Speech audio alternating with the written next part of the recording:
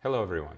In this video I'm going to show you how you can use a combination of data visualization and ChatGPT to develop your ideas in an interesting way, so that instead of having an interface like this where you have to read through lengthy responses, you can do it more iteratively in short fragments, so you can really focus on developing your own thinking and not taking the ready-mades that are produced by GPT.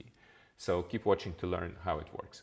We'll be using the app that's called InfraNodus that I developed, and to do that you can go into the apps import page and choose AI ideation, live AI ideation. And once you choose this, you start with the topic that you're interested in. You can either write an abstract or just like the key phrase that describes what you're interested in. For me it's heart rate variability, because I'm currently working on an app that would allow people to measure it in ways that goes beyond what the fitness trackers can do. And I want to learn a little bit more about this subject, for instance, and not so much to learn about it because I already know what it's about, but to see what are the specific nuances that I should take into consideration when I'm developing this whole discourse, right? So for example, here I'm starting from the basics. I type in heart rate variability. It gives me an explanation of what that is. So if I see something I like that I want to add into my stack of ideas, I'm going to save it to the graph. Here is just a definition of what heart rate variability is. It's a measure of variation in between every heartbeat, used as an indicator of physiological resilience and emotional stress. This is great because it reminds me directly, how I could also market this app, that it can increase your resilience and adaptivity and reduce stress. Here I can generate more responses, but basically it's saying more or less the same thing, but maybe in different words. I'm going to save another one because I like the idea of physiological flexibility. That seems very interesting too. So I'm going to save that as well. And then what happens here is when I want to develop it further, I have some thoughts in mind, so I can actually write my own ideas for how it can go further, or I can also choose some stuff on the graph, like for instance, emotional resilience, heartbeat, and let's see, maybe another word, variability. I can select the terms I like on the graph that I would like to be better connected, and then I go into the Insight panel and just select this one again, so they're marked, and then it can generate content related to these four ideas. So it's just going to come up with some thought that links this idea of emotional resilience and heart rate variability, because that's the aspect that I'm really interested in, the connection of this body marker to how we feel both on the level of emotions and also physiologically, right? So here it says emotional resilience can significantly influence heartbeat variability, indicating an individual's ability to adaptively respond in stressful situations. This is great. This could almost read like an explanation of why this app or this approach would be interesting. So I can save it into the graph, generate more responses. Emotional resilience can be gauged through heartbeat variability. A stable heart rate indicates better stress management and adaptability. So I want to show you something here, because this is not exactly true. I already know the subject, so it made a slight factual mistake. It's not exactly that the stable heart rate indicates better stress management. But that makes me think that maybe I can go deeper into the subject and use the AI to generate some ideas in relation to that, right? So I will make a manual query, and I'm going to say, okay, what's the connection between HRV and emotional and physiological resilience? Here I'm using ChatGPT GPT-4 mode, so that usually generates better answers and factual responses. So here it says how it's an indicator of physiological flexibility. A higher HRV signifies healthier emotional and physiological resilience, as it reflects the body's ability to adapt efficiently to stressors. So this is great. Now I'm going to show you something else. I'm adding it into the graph, and I want to dive a little bit deeper into the subject. So I'm going to click elaborate here, and then by default it proposes me to make a sort of like an instruction or a prompt for ChatGPT or GPT-4 to develop this further, right? And the default one is elaborate on this statement. I could also write explain why this is the case scientifically. I'm improvising. Let's see if it's gonna work out. if it's going to give an interesting answer or not. Sometimes it takes time to think. So here it says that HRV is grounded scientifically in our nervous system's operations, specifically the connections between sympathetic and parasympathetic systems. So this is great because now we're getting deeper into the science of things. And look what happens when I add this into the graph. It will add a completely new cluster. So here it's shown here with the light green color, right? Which shows me that my discourse is developing in a new direction. So I was in this region first, like on this pink and on this kind of dark green cluster, and now I'm getting into this parasympathetic sympathetic one, right? So there I can actually select those and maybe also HRV, and then again use this function to generate some content in relation to parasympathetic and sympathetic, so I can develop this cluster a little bit further. And this is basically how you would use the graph live, and this is a big difference from how you would be having a conversation if you did that using GPT, you know, like you would basically, like I think I have here a conversation on HRV, so I have to read through all of this. I have to find the stuff that I want to develop further. By reading text here, directly, visually, I can see where I should make connections. I'm seeing this new cluster. I know that I want to connect it to the main idea, so I just select some nodes and ask it to do that for me, right? And again, this is not to make AI think for you. This is just a stimulator to come up with some fragments of ideas, which I can then later rephrase myself, make new connections between them, and then generate some original content based on what I'm thinking about. So here it says, it's kind of like a general statement, interact to influence. Okay, that's great. So here it's explaining me the biological sort of reason why it works like that. And I can again elaborate how it works biologically. So you see here, I'm giving it a prompt of what it should do with the statement that it itself generated. So this is great because it's a real human in the loop interaction with AI, where I'm making it produce ideas, but I'm not making it write a whole text for me. I'm always in control of every paragraph, of every statement it makes, and I'm only choosing the stuff I like, and I'm using it to inspire myself to see in which direction it could be interesting to develop this discourse further, right? So here it's explaining exactly what happens, that the parasympathetic system slows the heart rate, promoting rest and digest functions, and the sympathetic system accelerates it for flight or fight responses.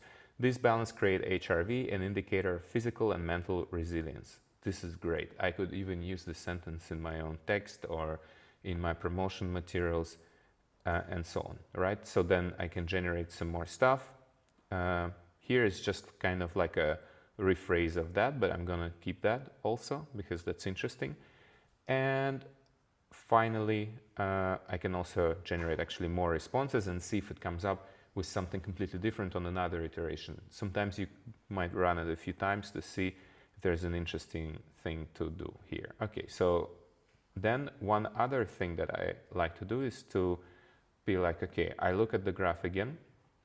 Let's take a zoom out view. And this, I always encourage people to do with InfraNodus because this is what the graph is really good for. Now you see things on a really detailed, granular level. You see the main ideas like variability, heartbeat, parasympathetic, sympathetic nervous systems, and so on. But this is a very granular level. So sometimes it's nice to zoom out and to see what are the main ideas you're working on. So here I click on high-level ideas. You also have the button here in the analytics panel. The analytics panel is available here, right? And then it shows me what this conversation is about, all right? So I see that it's about heart rate variability, stress adaptation, resilience, autonomous nervous system. So this is great because it gives me a very clear idea of where the conversation is going, and also makes me think of whether I'm missing anything. I see I'm talking about the actual thing I'm interested in, and also stress and resilience.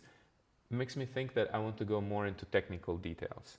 And this is great because this is exactly what this graph allows me to do, to always have this sort of feedback reflection on my thinking process. And if I use it right, if I ask myself, what am I missing?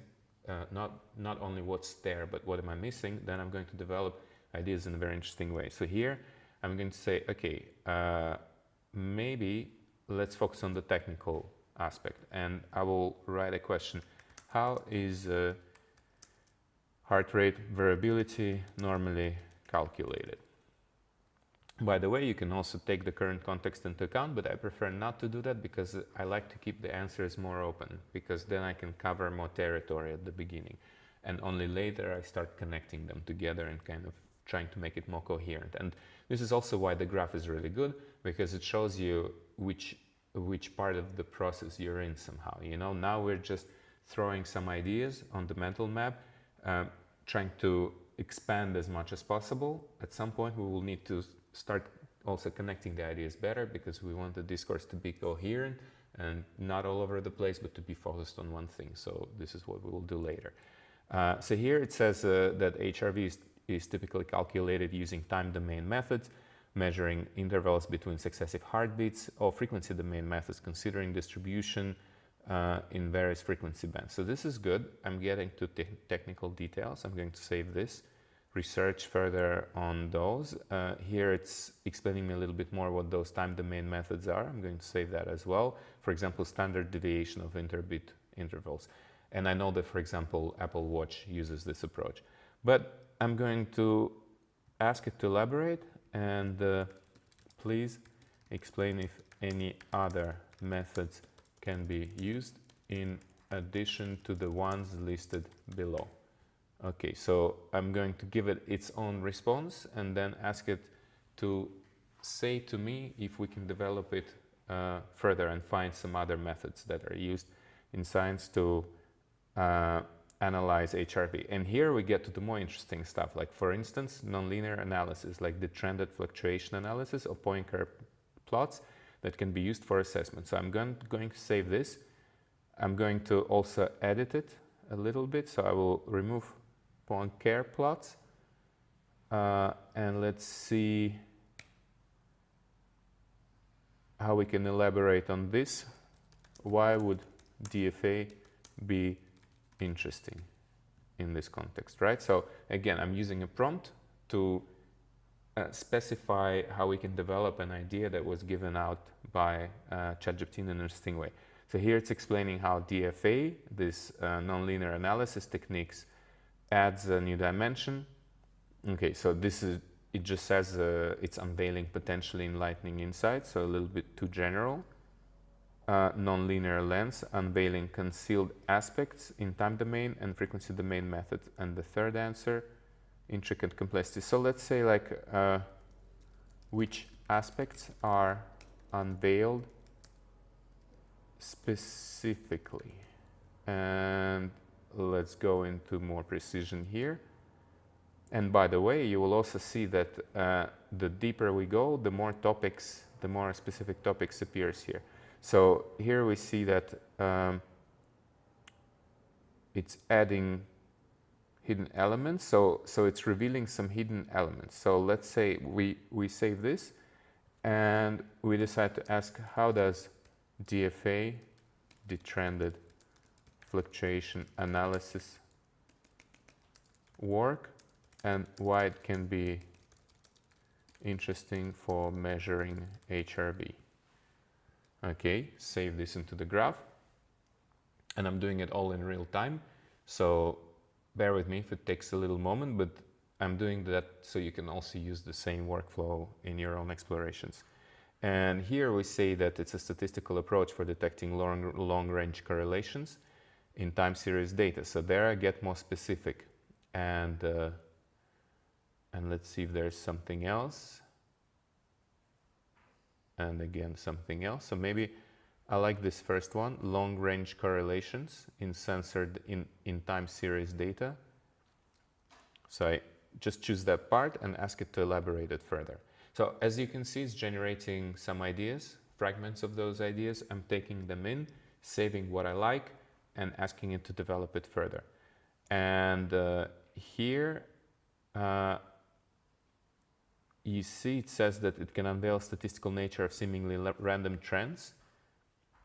Is an innovative technique that unveils the presence of long-range correlations, mathematical intricacy, okay. And then another one unveils hidden long-range correlations and recurrent trends. So this is interesting this is what it's doing actually. It's unveiling some hidden trends and long range correlation. So I can save this. As you can see, I'm developing this part on the hidden correlations. And this is the part that is maybe also something very special for my content or for the project that I'm working on, because I really want to focus on sort of providing more data than other tools or approaches do. So this is great because it helps me find where I could specialize somehow, right?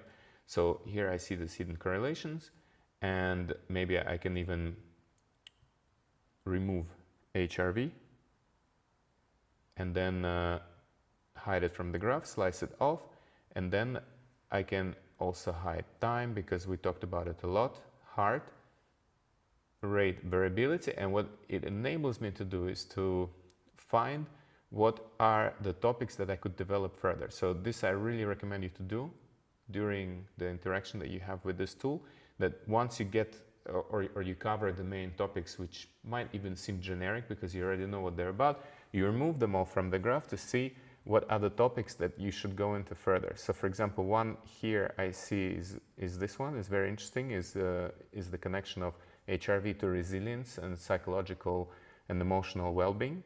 This is great. And then this technical aspect of sympathetic nervous system a response balance. So maybe we can even sort of focus on this too. And to do that, you go into blind spots and you can highlight the gaps between different ideas in the network.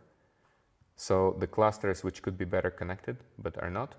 And then ask InfraNodus to generate some idea for you that would connect them both. So for example, here we're lacking some connection between autonomous nervous system and heart rate variability. And this is because we removed all these terms. But this is great because we will force it now to generate some idea that would connect those two clusters together. I could also do it myself. So I could look at those two topics and think of a connection myself. I can also use the AI and generate some interesting questions that can stimulate me to think further in this direction. Right, so here it's asking what are the physiological responses of the sympathetic nervous system that influence emotional resilience and heartbeat interval as indicators of typically fight or flight function and their impact on overall body health. So this is really good because it's allowing me to go much deeper into the specific aspect of how our nervous system works and why HRV is an important metric. So I'm going to save this into my notes. This is another function you have here that you can save it into notes if it's some idea that you want to develop further. I don't want it to be part of this main discourse because this is just a kind of like a notepad of ideas. But when I get to something that I know I need to research further, then I'm going to save it into notes and go on with that. And then if I'm done with this gap, by the way, I can also turn on their names and then find another gap, some stuff that are missing. So for example, stress adaptation and data analytics. So this is great, seemingly unrelated topics, but exactly because they are unrelated, we will generate some idea that would connect them in an interesting way and link them together. So let's see if there is some interesting question that comes up. What is the correlation between traditional approaches to creating healthy balance of stress and dynamic patterns, signifying efficient and good long-term outcomes in statistical series? So this is a bit too much like just using the keywords to generate something, but I always use it as inspiration to make me think how I could fix this question to make it interesting, because actually the worse is the phrasing, the more interesting is going to be the outcome, because it's not so good, the phrasing, because those topics are not related, but this is usually where the good ideas are, right? So it's kind of like a balance you have to strike between connecting things that are hard to connect and also making them coherent. So in this case, I'm going to see what are the correlations between dynamic pattern of stress, healthy, good lifestyle in the long run. So this can be interesting to explore further. I can save it to notes, or I can ask the system to elaborate on this topic and generate some interesting content in relation to this question that it asked itself to come up with some interesting idea. So here it's talking about fluctuations and how more variability means that you can handle stress better.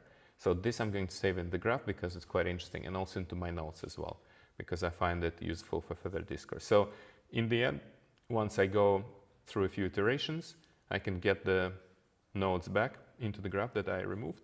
And then I see the full representation of all my ideas.